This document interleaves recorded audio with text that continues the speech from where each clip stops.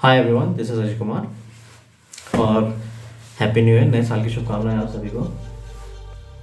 और एक टॉपिक मेरे को सडनली मुझसे टकराया तो मुझे लगा कि मुझे उस पर एक वीडियो बनाना चाहिए। और जो आपने टाइटल देख ही लिया होगा कि somebody asked me if he want to make 500 crores with stock market, तो ये कैसे पॉसिबल है। तो मैंने कहा भाई क्वेश्चन तो बहुत अच्छा है हाइपोथेटिकली, और भैया 500 करोड़ से हम तो प्रकाश मील दूर है। बट वो व्यक्ति अगर ये सोच रहा है तो सबसे पहले उसकी सोच को सलाम। और उसके बाद मैंने पोर्टफोलियो भी देखा है, ही वॉज नियरली 1 CR। तो मैंने कहा हाँ यार, बंदे की सोच तो है, खाली हवाबाजी नहीं है। सो मैंने इस तरीके से सोचा तो नहीं था, कब कहूँगा नहीं सोचा, लेकिन मतलब कभी इस चीज़ को डिटेल में स्टडी करने की कोशिश नहीं करी। बट मेरे को उस पर्सन की वजह से मुझे लगा कि हाँ यार, मुझे इस चीज़ पे डिस्कस करना चाहिए। तो हम लोग काफ़ी, सैटरडे का दिन था कल, तो करीब 3 घंटे हम लोग की कॉन्वर्सेशन चली।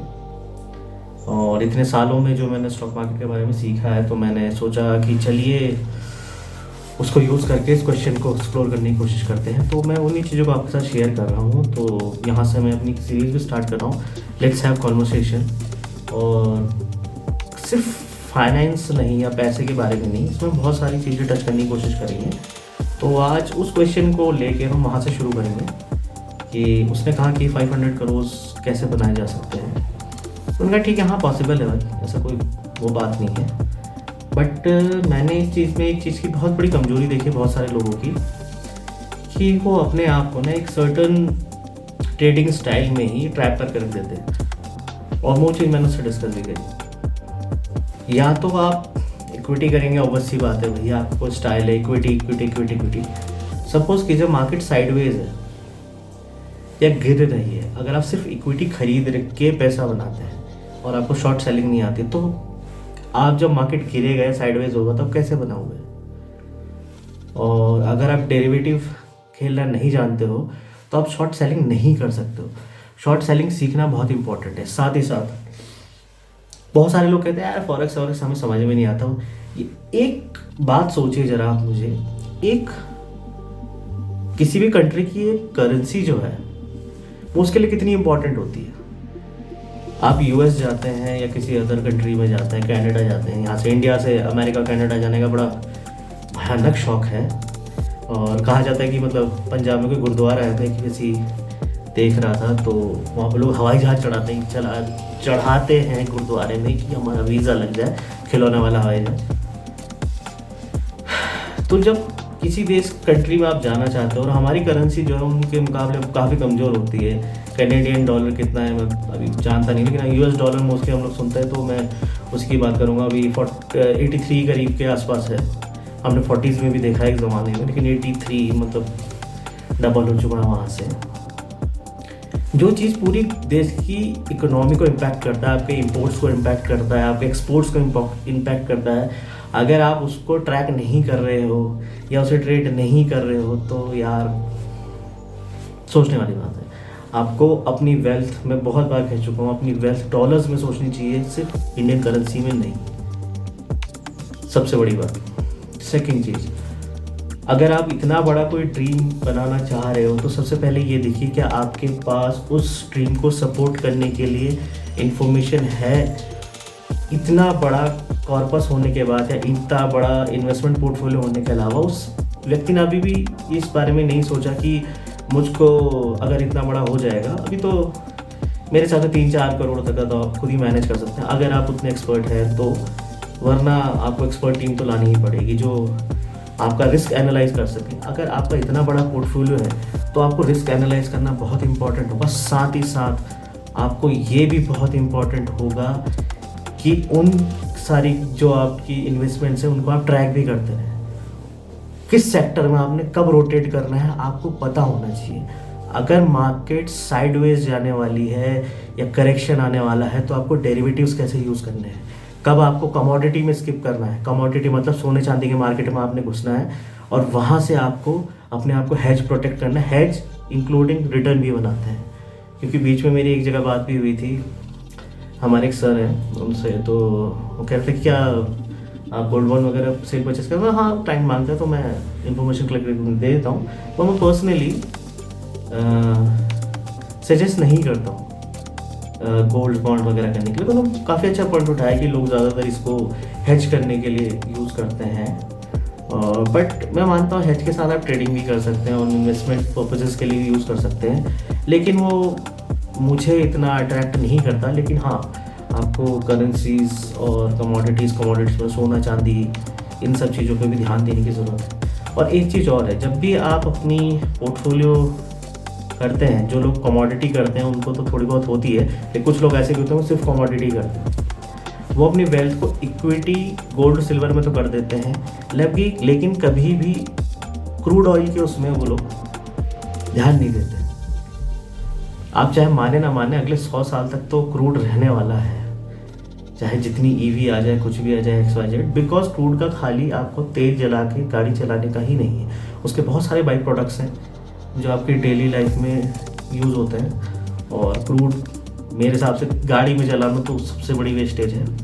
एक ऐसी कमोडिटी है जिससे आप बहुत ज़्यादा इनकम कर सकते हैं, बट अभी तो भैया फ्यूल ही है, गाड़ियाँ ही चलती हैं, हवाई जहाज उड़ रहे हैं।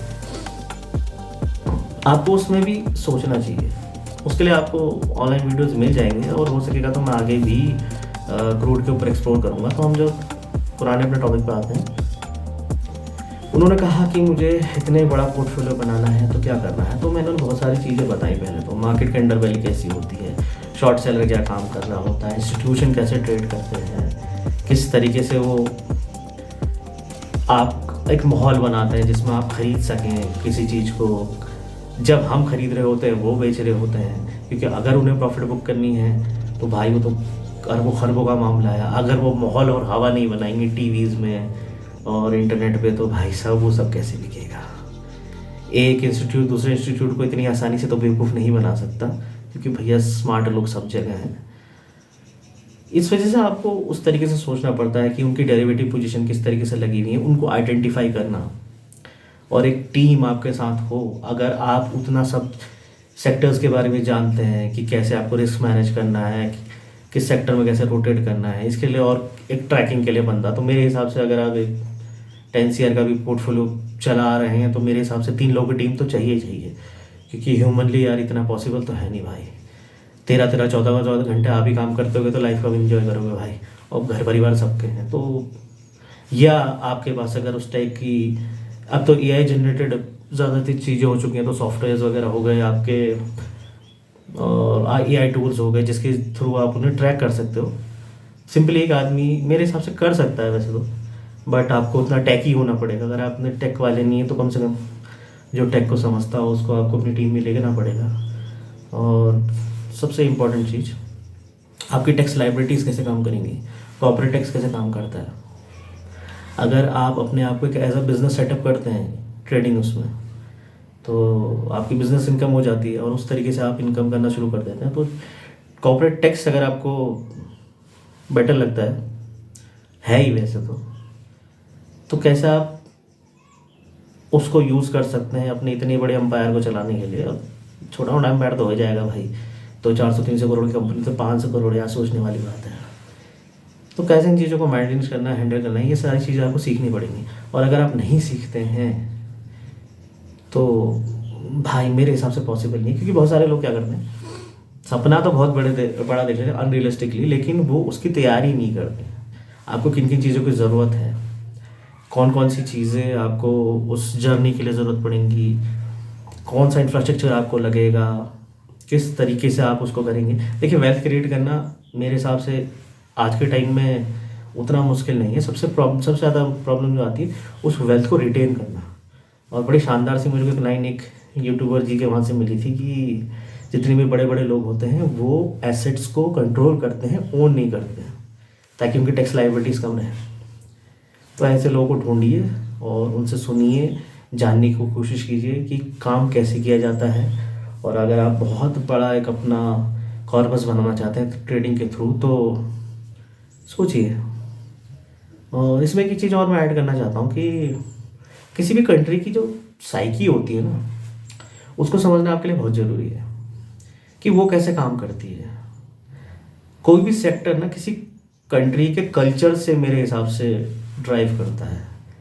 जैसे दिवाली के टाइम पे हमारी पेंट्स की सेल्स बढ़ जाती हैं, गाड़ियों की सेल्स बढ़ जाती हैं, तो गाड़ी की सेल्स बढ़ेंगी तो उससे कुछ टाइम पहले ऑटो एंसिलरीज वगैरह इशू हो जाते हैं। सर्दियाँ चलनी है, गर्मी आएंगी तो ऑब्वियसली बात है ब्रेवरेजेस वगैरह वो चलने लग जाएंगे। ब्रेवरेजेस मतलब कोल्ड ड्रिंक वगैरह के जो आपके शेयर्स होते हैं, इंडिया में तो कोई लिस्टेड है नहीं, बट बॉटलिंग प्लांट का मुझे पता है, और बाकी शराब की ही है ज़्यादातर। तो आपको देखना पड़ेगा आपका कल्चर, आपका खाना पीना, आपके आसपास किस तरीके से सारी चीज़ें शेप अप होती हैं। और क्योंकि अब ग्लोबल कम्युनिटी हम लोग हो चुके हैं, तो खाली इंडिया के बारे में अगर आप सोचेंगे तो नहीं चलेगा, आपको अदर कंट्रीज़ के बारे में सोचना पड़ेगा। अभी बहुत सारे लोग हैं जो यूएस शेयर्स में ट्रेड नहीं कर रहे हैं। एक टाइम तो बहुत ही ज़्यादा कॉम्प्लिकेटेड मामला हुआ करता था, हज़ारों लाखों रुपए लग जाते थे। अब तो मुश्किल से अगर आपका 5-10 हज़ार रुपये भी हैं तो आप यूएस शेयर्स में इजीली ट्रेड कर सकते हैं। इंडियन गवर्नमेंट ने आपको इस टाइप की चीज़ें प्रोवाइड करा दी हैं, और वेस्टेज वगैरह के अकाउंट से आपके, क्योंकि मेरा 5 पैसे का अकाउंट है तो उसमें वेस्टेज का अकाउंट है, आप चाहें तो 5 पैसे पे भी रजिस्टर कर सकते हैं मेरे रेफरल कोड से। उससे आपको कुछ डिस्काउंट्स और अर्निंग्स भी मिल जाएंगी। उसके थ्रू आप यूएस करेंसीज और जितने भी मार्केट्स हैं उसमें आप मिलेंगे। मेरे हिसाब से 5 पैसे एक डिसेंट सा है। इसके मुझे 5 पैसे से कोई प्रमोशन का नहीं मिला है, और अगर आप मुझे अफिलिएट करते हैं तो उससे मैं भी इस तरीके के वीडियोज़ और बना पाऊँगा, और उससे हम दोनों को ही बेनिफिट होगा। तो मैं डिस्क्रिप्शन में लिंक डाल दे रहा हूँ, आप चाहें तो मेरा लिंक यूज़ करके अपना डीमैट अकाउंट ओपन कर सकते हैं, जिसमें मैं आपको डिफरेंट चीज़ें यूज़ करना प्लस कैसे आप उससे इनकम जनरेट कर सकते हैं। और धीरे धीरे हम बहुत सारे मार्केट्स जैसे फॉरेक्स के बारे में मैं एक वीडियो आगे ऐड कर दूंगा, और बॉन्ड्स के बारे में एक वीडियो ऐड कर दूंगा। इक्विटी पे आपको बहुत सारे मिल जाएंगे, और कैसे सेक्टर वाइज या आपको ये रोटेट करते रहना चाहिए अपना पोर्टफोलियो। और सबसे बड़ी बात, जब आपका बहुत बड़ा पैसा होता है ना, तो साइड लाइन पर बैठना बहुत कठिन हो जाता है। आपका 1 करोड़ का पोर्टफोलियो 50 लाख रुपए 4 महीने 6 महीने साइड लाइन्स पे रखना, इट इज़ वेरी टफ। क्योंकि आप चाहते हैं वो हमेशा एक्सपोनेंशियल ग्रोथ करते रहें, और उनको भी थोड़ा हो रहा था जो जिनके बारे में बात कर रहा हूँ। तो मैंने कहा नहीं यार, थोड़ा अभी रखने की ज़रूरत है। क्योंकि देखिए आप एक चीज़ देखिए कि मार्केट इस टाइम ऑल टाइम हाई पे है, एस्पिरेशन सबकी बहुत हाई है, सबको पता है मोदी जी आने वाले हैं, और सर्टेनिटी बहुत है, बहुत ज़्यादा सर्टन है लोग कि ऐसा ही होगा। जब रिटेल इन्वेस्टर इतना सर्टन होता है ना, और गिरेगा भी तो यार थोड़ा ही गिरेगा यार, उतना गिरेगा हम किसी से परचेस कर लेंगे, अब जल्दी उठ जाएगा इलेक्शन के बाद। बट देखिए जब बड़े इंस्टीट्यूशनल इन्वेस्टर्स होते हैं तो उनको जब माल डंप करना होता है तो उनको ऐसी ही सिचुएशन चाहिए होती है। क्योंकि आपने देखा होगा सडनली मार्केट गिर जाता है, कोई न्यूज़ नहीं होती, कुछ नहीं होता, सडनली मार्केट गिर जाता है। देखिए कहीं ना कहीं उनको भी एग्जिट मारना है, और कहीं ना कहीं उनको भी अपना सेक्टर रोटेट करना है। उसके लिए उनको लिक्विडिटी खुद जनरेट करनी है। लिक्विडिटी जनरेट करने के लिए लोगों में कॉन्फिडेंस होना चाहिए। अब वो ऐसा तो है नहीं सडनली आएंगे अनाउंस करेंगे हाँ भाई हम बेच रहे हैं, दूसरे लोग पागल बैठे क्या? आपस में कॉर्पोरेट्स को भी पता है भाई, और क्योंकि वो बेचेंगे तो उन्हें पता है मार्केट में करेक्शन आएगा, तो वो फ्यूचर एंड ऑप्शन के थ्रू पोजीशन बनाएंगे जिससे मार्केट गिरते हुए भी उन लोगों को मुनाफा हो। तो जरा सोचिए कि सर्टेनिटी बहुत है मार्केट में कि यार मोदी जी आएंगे, मार्केट एकदम से ऊपर जाएगी। बट मुझे लगता है मोदी जी आएंगे भी तो उसके बाद भी मार्केट में करेक्शन ओवर ड्यू है, क्योंकि मेरे हिसाब से निफ्टी का पी काफ़ी एक्सपैंड हो चुका है। मैं पी उतना नहीं देखा है मैंने, जितना मैं बाकी इंडिकेटर्स हैं वो देख रहा हूँ। बहुत ज़्यादा मार्केट स्ट्रेच हो गई है भैया। 10% का करेक्शन, 7% का करेक्शन मार्केट में चाहिए। डरने की ज़रूरत नहीं है, ऐसा नहीं सब कुछ बेच बाज के निकल जाओ, बट प्रॉफिट बुक करके मान लीजिए आप कुछ पैसे अगर आप साइड लाइन्स पर रख देते हैं और करेक्शन आता है, ठीक ठाक से करेक्शन आता है, मान लीजिए आपका 100% पोर्टफोलियो इन्वेस्टेड है, 30% आपने निकाल लिया, करेक्शन आता है, आप दोबारा रीपर्चेस करते हैं और तो आप अच्छा रिटर्न कर सकते हैं। और अगर आप डेरिवेटिव्स में पोजीशन बनाते हैं, फ्यूचर्स खरीद लेते हैं, मान लीजिए आपने अपना ही पोर्टफोलियो हेज करा, उसका मार्जिन लिया और उससे फ्यूचर्स या ऑप्शंस ले लिए। और देखिए फ्यूचर और ऑप्शन होता तो इंश्योरेंस ही है, और लोगों ने सट्टा बना लिया उसका, तो क्या करें, हिंदुस्तान में ऐसी है भाई। लोगों को यहाँ पता नहीं डेरिवेटिव का काम कैसे करते हैं, ज़्यादातर लोगों ने पता सट्टा खेलने हैं बस। चार्ट्स देख लिए उन्होंने, बस सुबह शाम वीडियो गेम खेलते रहे। ऐसा नहीं है, उससे बहुत कुछ है। अगर आप डेरिवेटिव्स में पोजीशन बना लेते हैं। मेरी मम्मा का कॉल आ गया था तो डेरिवेटिव्स की बात आती। अगर आप डेरिवेटिव्स में पोजीशन बनाते हैं, देखिए आपको अलग से पैसा डालने की ज़रूरत नहीं है, अपने ही पोर्टफोलियो का हैज करके। हाँ ये है कि थोड़ा बहुत इंटरेस्ट तो लगेगा भाई, क्योंकि हैजिंग में आप अगर आप पैसा यूज़ करते हैं तो अगर आप टाइम पे नहीं करते तो इंटरेस्ट वगैरह तो थोड़ा बहुत लगता है। लेकिन आप मान लीजिए अब आप फ्यूचर वगैरह या ऑप्शंस वगैरह ले गए, वो डाल देते हैं 3 मंथ फॉरवर्ड या इस टाइप तरीके से, और कुछ भी अनसर्टेनिटी होती है मार्केट, हो सकता है बजट के आसपास गिर जाए और इलेक्शन से कुछ दिन पहले गिर जाए या इलेक्शन के बाद गिरे, तो कम से कम एटलीस्ट आपके पास एक प्रोटेक्टिव टूल रहेगा। और you also can make handsome money. अगर आपका पोर्टफोलियो घटता है तो आपका पैसा आपके डेरिवेटिव्स में आ जाएगा, उस पैसे को यूज़ करके आप दोबारा इन्वेस्ट कर सकते हैं, अपनी पोजीशन को और बड़ा बना सकते हैं, और या तो फिर वो आपके लिए एक तरीके से प्रॉफिट बुकिंग हो जाएगी, और उस पैसे को आप किसी और जगह इन्वेस्ट करना चाहें तो आप वहाँ भी इन्वेस्ट कर सकते हैं।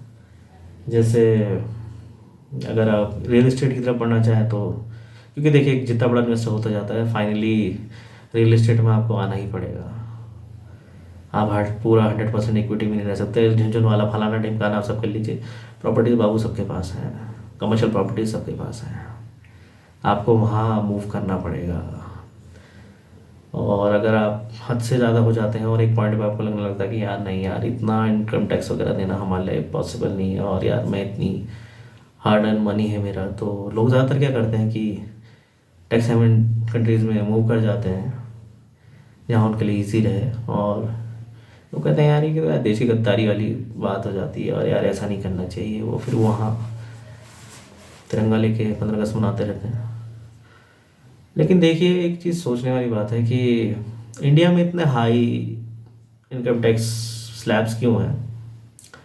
अगर आप सोचेंगे तो देखिए जो ज़्यादा वेल्थी है उससे लेने के लिए, इसलिए कि भाई तुम्हारे ही पैसे से सड़क बननी है, तुम्हारे पैसे से ही पुलिस रखेंगे, और तुम्हारे पैसे से स्ट्रीट लाइटें लगेंगी चारों तरफ। सड़क इसलिए ताकि पुलिस आ सके, स्ट्रीट लाइट इसलिए ताकि रात को भी पुलिस आ सके, और अगर आपके घर में कोई घुस जाए तो भाई साहब आपको प्रोटेक्ट करने के लिए, तो आप अपनी सिक्योरिटी आपके हाई टैक्स स्लैब से दे रहे हैं ताकि आप अपनी वेल्थ रिटेन कर सकें। क्योंकि ये भाई ऑब्वियसली बात है, अगर 80% लोग इस देश में सरकारी फ्री का राशन ले रहे हैं तो चीज़ें इतनी अच्छी तो नहीं होंगी। डिस्पैरिटी बहुत ज़्यादा है लोगों में, गरीबी है।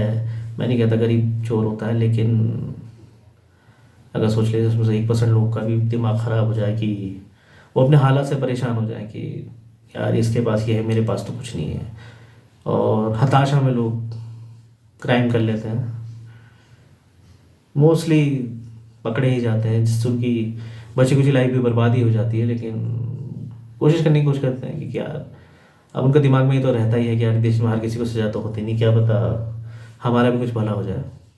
फिर जो ऐसे करोड़पति होते हैं आगे चल के वो करप्शन के लेके आते हैं और ज़्यादा, और चीज़ें और बेकार होते चली जाती हैं।